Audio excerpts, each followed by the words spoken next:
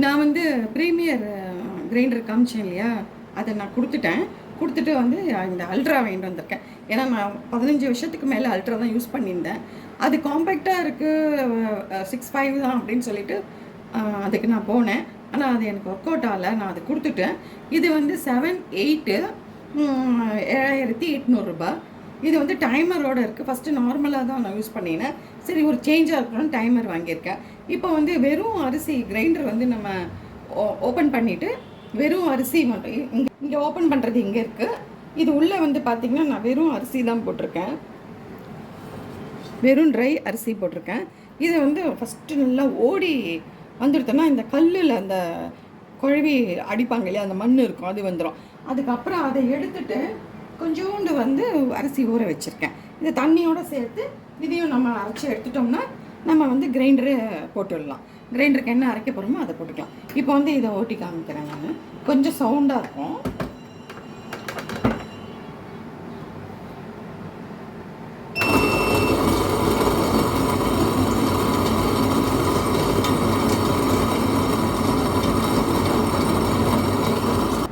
இப்போ கொஞ்சம் ஊற வச்சுருக்கேன். அது ஊற வைக்காமல் போட்டேன். இது ஊற வச்சதை போட்டு நம்ம அரைச்சிடலாம். ஒரு 2லேருந்து 3 நிமிஷம், ஒரு 2 மினிட்ஸ் போட்டிங்கன்னா போதும்.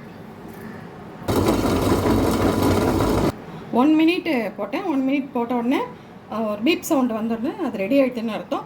அதேமாரி வந்து அரிசி உளுந்து அரைக்கிறதுக்கு அதுக்கு எல்லாமே டைமிங்ஸ் சொல்லியிருக்காங்க. நான் அது வந்து உங்களுக்கு நான் புக்கில் பார்த்து வச்சுட்டு நான் ஒன்றுன்னா சொல்கிறேன். உங்களுக்கு வாங்குகிற ஐடியா இருந்தால் என்னை பொறுத்த வரைக்கும் இது பெஸ்ட்டுன்னு தோன்றுறது. நான் வந்து அரிசி உளுந்து ஊற போட்டு அரைக்கும் போது எத்தனை டைம் என்ன உங்களுக்கு விவரமாக கொடுக்குறேன். நான் ஆக்சுவலாக இது வந்து நம்ம ஒரு 4 பேருக்கு சாப்பிட்ற அளவுக்கான தோசை இட்லி பண்ணுறதுக்கு கரெக்டாக இருக்கும். 1.25 லிட்டர் இது.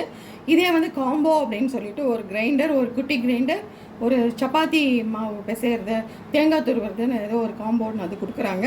அது வந்து 10,500 போட்டிருந்தது. இது வந்து 7,800. இதுக்கு வந்து நான் அடிஷ்னலாக எதுவும் வாங்கல. ஏற்கனவே நான் தேங்காய் துருவுறது வச்சுருக்கேன். இன்னும் நான் அதை செட் ஆகுதான்னு பார்த்துட்டு உங்களுக்கு எல்லாமே சொல்கிறேன். அந்த காம்போ சொன்னேன் இல்லையா, அது வந்து இந்த மாவு இருக்கிற கிரைண்டர் வந்து 2 லிட்டர். அந்த குட்டி இருக்குங்களா, அது வந்து ஒரு 1/2 லிட்டரு, 1/2 கிலோ மாவு அந்த மாதிரி அரைக்கலாம். சட்னி கிரைண்டர் மாதிரி இருக்குது, சின்னதாக இருக்குது. அரைக்கிறதுக்கு அந்த மாதிரி வடைக்கு அதுக்கெலாம் வச்சுக்கலாம். உங்களுக்கு வந்து வாங்கணும்னு ஐடியா இருந்தால் நீங்கள் உங்களோட ஃபேமிலிக்கு தகுந்த மாதிரி, உங்களோட பட்ஜெட் தகுந்த மாதிரி நீங்கள் வாங்கிக்கலாம். அந்த புது கிரைண்டர் வந்து முதல்ல வந்து வெறும் அரிசி போட்டு அரைச்சி எடுத்துகிட்டு அதுக்கப்புறம் தண்ணி விட்டு கொஞ்சம் அரைச்சி எடுத்து பாருங்கள். அந்த ஒயிட்டாக இருந்தது இல்லையா, இப்போ நல்லா அலம்பி க்ளீனாக எடுத்து அந்த மண் மாரி இருக்கும் இல்லையா, அதெல்லாம் போயிடுது. இப்போ நல்லா எடுத்து இப்போ நான் வந்து தோசைக்கு ஊற வச்சுருக்கேன். இது நான் என்ன அளவு போட்டிருக்கேன் அப்படின்னா 3 கப்பு பச்சரிசி, நார்மல் பச்சரிசி, 1 கப்பு வந்து சாப்பாட்டு புழுங்கலரிசி, 1 கப்பு உளுந்து, 1 டீஸ்பூன் வெந்தயம், 1 டீஸ்பூன் கடலைப்பருப்பு, 1 டீஸ்பூன் துவரம்பருப்பு. இது வந்து எனக்கு வந்து ஒரு தெரிஞ்ச ஒரு பெரிய ஆள் சொன்ன அளவு இது. இந்தமாரி தோசை நம்ம அரைச்சி வாத்தோம்னா ஹோட்டலில் எப்படி கிடைக்கிறது அதேமாரி கிடைக்கும். அந்த அளவு தான் இது போட்டிருக்கேன். இப்போ வந்து நம்ம இதை கிரைண்டரை வந்து போட்டு காமிக்கிறேன்.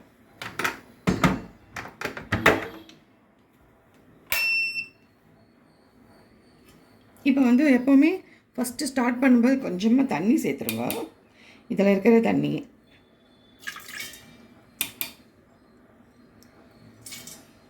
இப்போ நம்ம ஸ்டார்ட் பண்ணலாம். 20 மினிட்ஸ் தோசைக்கு வைக்க போகிறேன்.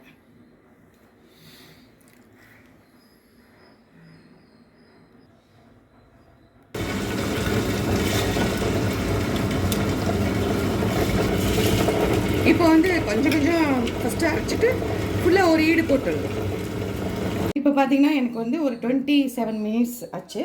இப்போ பார்த்தீங்கன்னா இந்த அளவுக்கு கரெக்டாக இருக்குது. இந்த அளவுக்கு ரொம்ப 100% வெண்ணெய் மாதிரி அரைச்சாலும் தோசை வந்து அவ்வளோவா நல்லா இருக்காது. நான் வந்து 20 மினிட்ஸ் வச்சேன், மையலன்னு சொல்லிட்டு அப்புறம் 5 மினிட்ஸ் வச்சேன். ஸ்டார்டிங்னால கொஞ்சம் ஃபஸ்ட்டு நமக்கு அது கொஞ்சம் குழப்பமாக இருக்கும். அப்புறம் உப்பு போட்டு அரைச்சிட்டேன். இப்போ வந்து இந்த மாவை வந்து நான் என்னுடைய எடுக்கிற பாத்திரத்தில் நான் மாற்றிடுறேன்.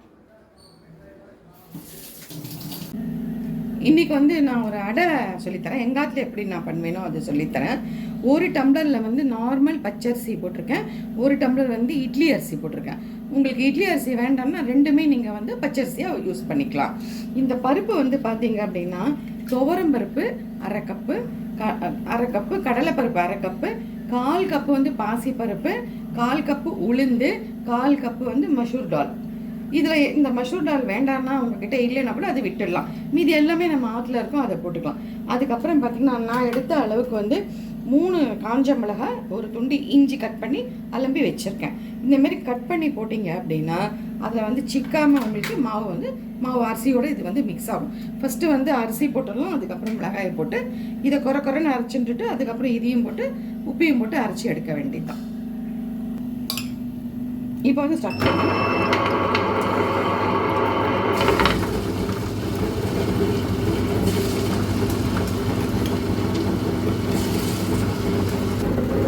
இது வந்து அரிசிக்கு வந்து 5 மினிட்ஸ் வச்சுருக்கேன். இப்போ அரிசி மசிஞ்செடுத்து அதுலேயே வந்து நான் இப்போ வந்து உங்களுக்கு ஒரு 4 மினிட்ஸ் வச்சுருக்கேன். அதில் வந்து இந்த பருப்பெல்லாம் போட போகிறேன்.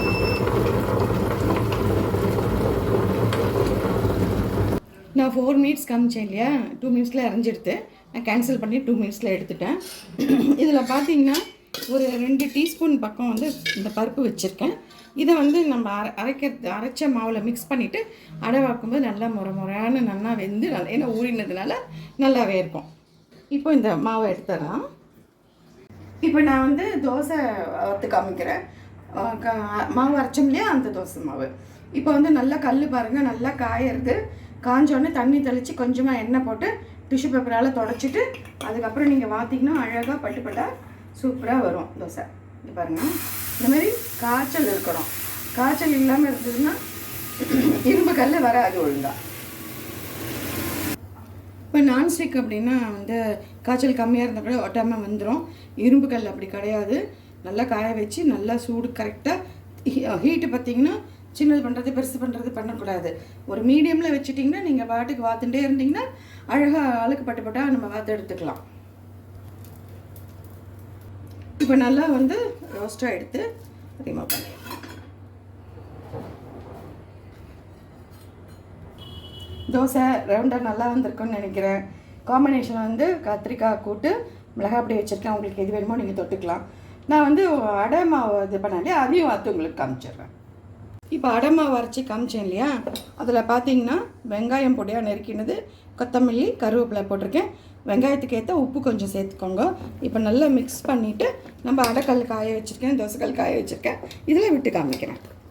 இதில் எடுத்து இப்போ பாருங்கள், இந்த மாதிரி வந்து நல்லா காஞ்ச கல்லில் எண்ணெய் போட்டு தொடச்சிட்டு உங்களுக்கு மெலிசா வேணும்னா மெலிசா ஊற்றிக்கோங்க, இல்லைன்னா கொஞ்சம் அடைனா கொஞ்சம் கனமாக இருந்தால் நல்லாயிருக்கும். அந்த அளவுக்கு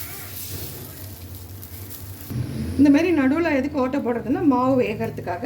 இப்போ வந்து கொஞ்சமாக அப்படியே நட்டு வேகட்டும். 2 சைடு கோல்டன் ப்ரௌன் வந்தோடனே எடுத்துடலாம். இப்போ பார்த்தீங்கன்னா நான் அடை வாத்துருக்கேன். நான் சொன்ன மாதிரி கொஞ்சம் திக்காக வாத்துருக்கேன், மெலிசா வேணாலும் வாத்துக்கலாம். இதுக்கு தொட்டுக்கிறதுக்கு காம்பினேஷன் பார்த்தீங்கன்னா சாம்பார் சட்னி, அது ஒரு பக்கம் இருந்தாலும் வெல்லம், மிளகாய் பொடி, பட்டர், இது 3 ரொம்ப பெஸ்ட்டு காம்பினேஷனாக இருக்கும். நான் போட்ட இந்த அடை ரெசிபி இது வந்து நீங்கள் வெங்காயம் போடாமல் ப்ளைனாகவும் வாத்துக்கலாம். நான் இன்றைக்கி ஆனியன் போட்டு வாத்துருக்கேன். எல்லா விதமாகவும் நம்ம இந்த ஒரு மாவு வச்சு மல்டிபர்பஸாக நம்ம யூஸ் பண்ணிக்கலாம்.